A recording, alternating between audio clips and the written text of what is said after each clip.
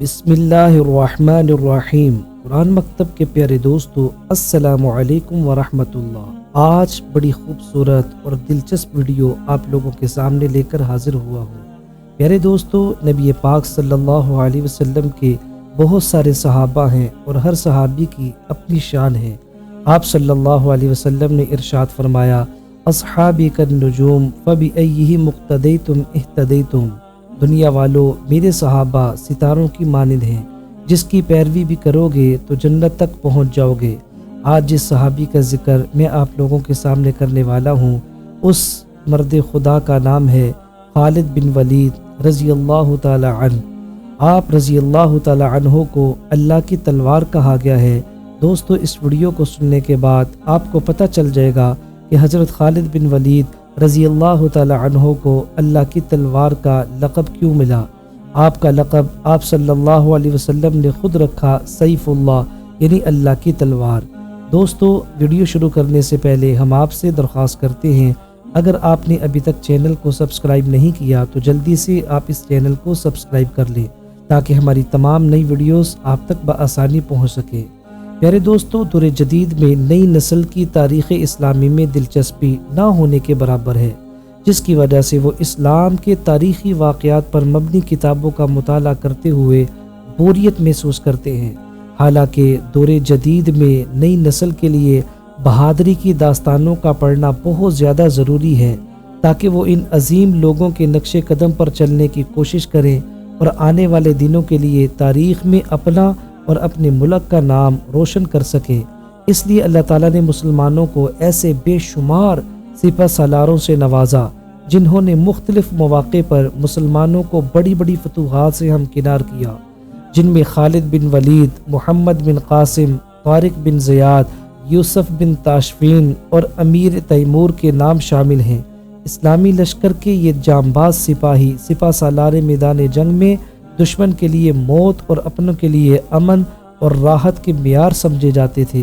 دوستو، اسلام کے عظیم سپہ سالاروں نے اپنی منزل کا تعین کرتے ہوئے جب بھی قدم بڑھائے تو رفت و عظمت کے پھول ان کے استقبال کے لیے بکھرتے چلے گئے۔ پیارے دوستو، مکہ کے ایک ایسے گھرانے میں پیدا ہونے والا یہ بچہ اپنی دولت سخاوت اور فہم و فراست کے حوالے سے جانا پہچانا جاتا ہے۔ اس بچے کے والد ولید کا شمار مکہ کے ممتاز افراد میں سے ہوتا ہے۔ وہ مکہ سے طائف تک پھیلے ہوئے بے شمار باغات کے مالک تھے۔ اہل مکہ انہیں العدل اور الوحید کے القابات سے پکارا کرتے تھے۔ وہ عرب کے پہلے شخص تھے جنہوں نے چوری کے سلسلے میں ہاتھ کاٹنے کی تجویز پیش کی تھی، جو بعد از اسلامی نظام میں شامل ہوئی، اور فوجی مہارت میں بھی حضرت ولید کا جواب نہ تھا۔ لہٰذا یوں اس بچے کو دولت اور مزید خوبیوں کا سرمایہ ورثے میں ملا، اور اس بچے نے بڑے شفانہ انداز میں پرورش پائی۔ اس کے علاوہ آپ کو کھیلوں کا بہت زیادہ شوق تھا۔ آپ نے بچپن میں ہی گھوڑے سواری، تیر اندازی اور شمشیر زنی سیکھ لی تھی، اور نیزہ چلانے میں بھی آپ کا کوئی ثانی نہ تھا۔ ان صلاحیتوں کے مالک کا نام ہے حضرت خالد بن ولید رضی اللہ تعالی عنہ۔ کھیل کا میدان ہو یا جنگ کا میدان ہو، آپ اپنی مہارت سے کھیل کا پورا کایا پلٹ کر اپنے حق پہ کر لیتے تھے۔ کہا جاتا ہے کہ حضرت خالد بن ولید نے کشتی میں بھی بڑے بڑے پہلوانوں کو ہرایا تھا۔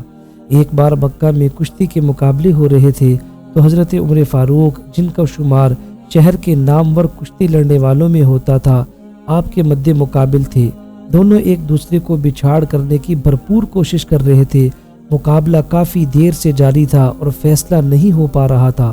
اچانک حضرت خالد کا داؤ چل گیا۔ انہوں نے اپنے ماموزاد حضرت عمر فاروق کو اٹھا کر پٹک رکھا، جس کی وجہ سے حضرت عمر فاروق کی پنڈلی کی ہڈی ٹوٹ گئی اور میدان حضرت خالد بن ولید نے مار لیا۔ قبول اسلام سے پہلے حضرت خالد بن ولید اسلام کے سخت مخالف تھے۔ جنگی حالات کا تجزیہ کرنے اور جنگی حکمت عملی میں آپ کو کمال حاصل تھا۔ پیارے دوستو، یہی وجہ ہے کہ بہت عرصہ تک حضرت خالد بن ولید کشمکش میں مبتلا رہے، لیکن یہ سن 688 کا موسم بہار تھا۔ پودوں پر کلیاں پھول بن کر کھل رہی تھی، بازاروں میں رونقیں بھر رہی تھی، کیونکہ حج کا زمانہ قریب آ رہا تھا۔ اس لیے عارضی دکانوں اور ٹھیلوں نے چہل پہل اور بھی بڑھا رکھی تھی، لیکن عجیب بات تھی کہ اس بار حضرت خالد بن ولید کو کچھ اداس اور کھویا ہوا تھا۔ وہ شہر میں ہونے والے جسمانی اور جنگی کھیل تماشوں کے مقابلے سے بالکل لا تعلق تھے، جس میں وہ ہمیشہ سے حصہ لیتے آئے تھے۔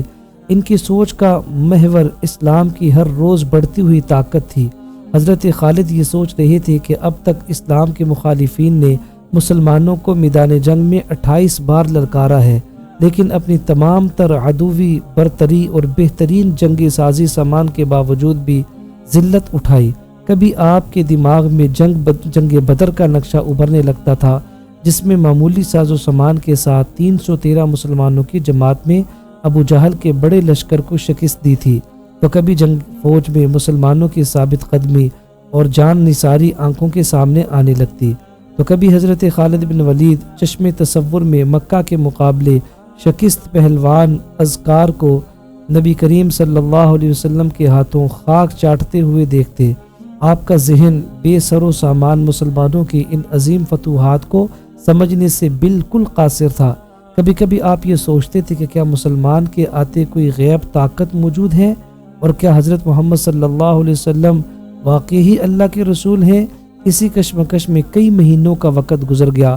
صلح حدیبیہ جو 1 سال گزر چکا تھا، معاہدے کے مطابق نبی اکرم صلی اللہ علیہ وسلم اپنے جانثاروں کے ساتھ عمرہ کرنے کے لیے مکہ میں داخل ہوئے۔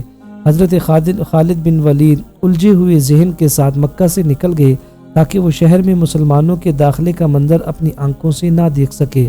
مکہ میں 3 روز قیام کے دوران نبی کریم صلی اللہ علیہ وسلم نے حضرت خالد کے بڑے بھائی ولید سے فرمایا، افسوس خالد میرے پاس نہیں آیا، وہ آتا تو اس کا بھرپور استقبال کرتے۔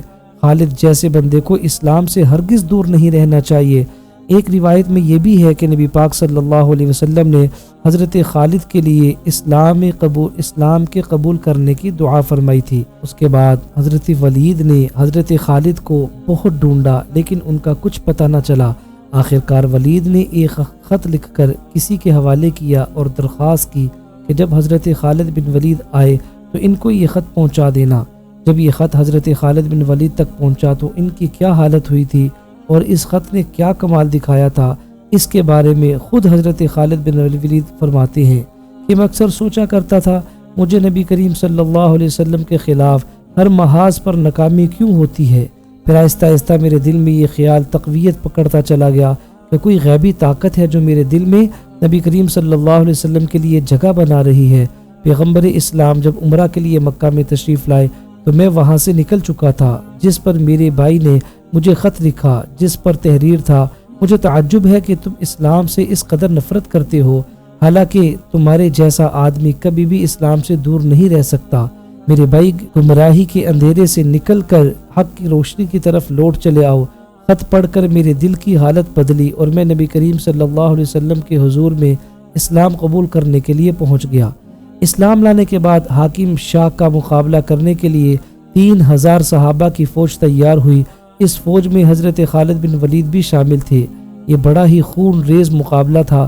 مخالفین 1 لاکھ کی تعداد میں تھے اور اس میں مسلمانوں کا کافی جانی نقصان ہوا۔ اگلے روز اس لشکر کی کمان حضرت خالد بن ولید نے اپنے ہاتھوں میں لے لی اور اعلیٰ جنگی اصولوں پر اپنی تھوڑی سی فوج کو جمع کیا اور حاکم شاہ کی فوج کو تہس نہس کر کے فتح حاصل کی۔ صدیق اکبر کے دور خلافت میں حضرت خالد بن ولید کی زیر کمان مسلمانوں کا لشکر مختلف ممالک میں فتوحات اسلامی کے ڈھنکے بجا رہا تھا اور اللہ تعالیٰ کی فتح اور نصرت کے پرچم اٹھا رہا تھا۔ اسی سلسلے میں شہر ہیرا کے باغیوں کی شرارت اور عہد شکنی کی خبر پا کر حضرت خالد بن ولید نے شہر ہیرا کا رخ کیا۔ مجاہد اسلام کی خبر سنتے ہی اہل ہیرا اپنے قلعوں میں جا کر سو گئے۔ حضرت خالد بن ولید نے سب خیموں کو چاروں طرف سے گھیر لیا اور کئی شب و روز تک قلعوں کو گھیرے میں رکھا اور لڑائی اسی لیے نہ چھیڑی کہ شاید یہ لوگ راہ راست پر آ جائیں۔ لیکن جب ان کی طرف سے کوئی تحریر نہ دیکھی تو حضرت خالد نے حملہ کر کے شہر پر قبضہ کر لیا۔ قبضہ کرنے کے بعد عمر بن مسیح جو کہ نہایت بوڑھا شخص تھا اپنے قلعے سے باہر آیا۔ مسلمانوں نے حضرت خالد بن ولید کے سامنے پیش کیا۔ حضرت خالد نے عمر بن مسیح کی طرف توجہ فرمائی اور دریافت کیا، تمہاری عمر کتنی ہے؟ عمر نے جواب دیا کہ 100 برس۔ بوڑھے کے ساتھ جو خادم تھا اس کے پاس ایک زہر کی تھیلی تھی۔ اس پر حضرت خالد نے پوچھا کہ زہر اپنے ساتھ کیوں لائے ہو؟ اس نے جواب دیا کہ اس خیال سے کہ اگر تم نے میری قوم کے ساتھ اچھا سلوک نہ کیا تو میں اسے کھا کر مر جاؤں گا اور اپنی قوم کی ذلت اور تباہی کو نہ دیکھوں گا۔ حضرت خالد بن ولید نے زہر نکال کر اپنی ہتھیلی میں رکھا، اس سے کہا بے موت کوئی نہیں مرتا، زندگی اور موت ہمارے اللہ کے ہاتھ میں ہے، کوئی انسان تب تک نہیں مر سکتا جب تک اللہ کی طرف سے وقت طے نہ ہو، لہٰذا آپ نے زہر اپنے ہاتھ پر ڈالا اور بسم اللہ پڑھ کر وہ سارا کا سارا کھا لیا۔ اس بوڑھے نے اعتماد کا یہ منظر دیکھا تو بہت حیران ہوا۔ عمر بن مسیح کی زبان سے یہ کلمہ بے اختیار نکل پڑا کہ جب تک تمہاری شان کا ایک شخص بھی تم میں موجود ہے تم اپنے مقصد میں ناکام نہیں رہ سکتے۔ صدیق اکبر کے دور میں آپ اسلامی لشکروں کے سپہ سالاروں کے فرائض انجام دیتے رہے۔ حضرت خالد بن ولید کے بارے میں بیان ہوتا ہے کہ آپ بستر علالت پر تھے تو آپ نے قریب بیٹھے ہوئے لوگوں سے کہا میں نے بے شمار جنگوں میں حصہ لیا، کئی بار اپنے آپ کو ایسے خطروں میں ڈالا کہ جان بچانا مشکل نظر آتا تھا، لیکن شہادت کی تمنا پوری نہ ہوئی۔ میرے جسم پر کوئی ایسی جگہ نہیں جہاں تیر یا نیزے کے زخم کا نشان نہ ہو، لیکن افسوس، ہائے افسوس کہ مجھے بستر پر موت آ رہی ہے، موت نے مجھے دبوچ لیا، میدان لارگان میں شہادت نصیب نہیں ہوئی۔ اس پر لوگوں نے آپ کو دلاسا دیا اور کہا کہ رسول اللہ صلی اللہ علیہ وسلم نے آپ کو سیف اللہ یعنی اللہ کی تلوار کا خطاب عطا فرمایا ہے۔ آپ اگر کسی کافر کے ہاتھ سے مارے جاتے تو اس کا مطلب یہ ہوتا کہ کسی دشمن خدا نے اللہ کی تلوار کو توڑ ڈالا ہے، جو کہ ایک ناممکن بات ہے، لہٰذا آپ حوصلہ رکھیں، اللہ تعالیٰ آپ کے ساتھ بہت اچھا معاملہ فرمائیں گے۔ اس کے بعد حضرت خالد بن ولید رضی اللہ تعالی عنہ کو اطمینان ہوا۔ پیارے دوستو، حضرت خالد بن ولید رضی اللہ تعالی عنہ کی ساری زندگی اسلام لانے سے پہلے اور اسلام لانے کے بعد حالت جنگ میں گزری ہے۔ آج بھی آپ کے قبر مبارک کے کتبے پہ لکھا ہوا ہے کہ اگر میدان جنگ کے اندر موت آتی تو خالد بن ولید کبھی بھی اپنے بستر پر نہ مرتا۔ پیارے دوستو، اگر آپ کو یہ ویڈیو اچھی لگی ہے اس کو لائک بھی کر دیں، آگے شیئر بھی کر دیں۔ اپنا خیال رکھیں۔ السلام علیکم ورحمۃ اللہ وبرکاتہ۔